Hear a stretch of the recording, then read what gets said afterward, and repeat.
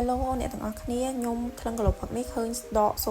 0.6 វាច្រើនដែរដោយសារតែយើងញ៉ាំ2ពេលយើងធ្វើ20លើ4អញ្ចឹងវាស្រកនេះរៀងច្រើនហើយសម្រាប់ខ្ញុំមកហើយព្រលឹមឡើងមានអីទេគឺកាហ្វេហ្នឹងហើយខ្ញុំអាចចូលលក្ខណៈញៀនកាហ្វេក៏ថាបានដែរខ្ញុំរាល់ថ្ងៃបើខ្ញុំអត់បានផឹកកាហ្វេទេទោះ fasting ឬក៏មិន fasting ទេខ្ញុំនៅអត់សុខទេហើយអារម្មណ៍ខ្ញុំអត់ស្រស់ថ្លាខ្ញុំមួម៉ៅហ្មងតែបើខ្ញុំបានកាហ្វេហើយខ្ញុំញ៉ាំហើយខ្ញុំអង្គុយញ៉ាំតែឯងក៏ខ្ញុំអង្គុយញ៉ាំដែរហើយថ្ងៃឡើងខ្ញុំបានឆាបងប្រកាសជាឃើញឆាទីនេះឃើញឆារហូតមកម្ហូបខ្ញុំម្ដងណាគឺឆាដោយសារតែខ្ញុំជាអ្នកដែលចូលចិត្តម្ហូបក្រៀមក្រំមិនសូវចូលចិត្តស្លទេមានបងណាដូចខ្ញុំខ្លះចូលចិត្តម្ហូបតែក្រៀមក្រំទេហើយអាឆាហ្នឹងវាមានជាតិខ្លាញ់វាធ្វើអីប៉ះពាល់ដល់ការសម្រក់គីឡូរបស់យើងណាហ្នឹងហើយបើស្លនេះខ្ញុំចូលចិត្តភាគច្រើនដូចស្លម្រះស្លកកូរនិយាយទៅស្លឲ្យតែមានបន្លែច្រើនខ្ញុំចូលចិត្តតែខ្ញុំអត់សូវចេះស្ល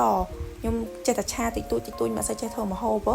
ហើយសកម្មភាពខ្ញុំដូចបងបានឃើញក្នុងវីដេអូនឹងចឹងហើយក្នុងការសម្រក់គីឡូឬក៏មិនសម្រក់គីឡូបងព្យាយាមញ៉ាំទឹកឲ្យបានគ្រប់គ្រាន់ដើម្បីពេញជាតិទឹកនៅក្នុងរាងកាយរបស់យើងហើយខែនេះខែក្តៅខ្ញុំព្យាយាមញ៉ាំទឹកឲ្យបានច្រើនដើម្បីរក្សាសុខភាពរបស់យើងហើយខ្ញុំ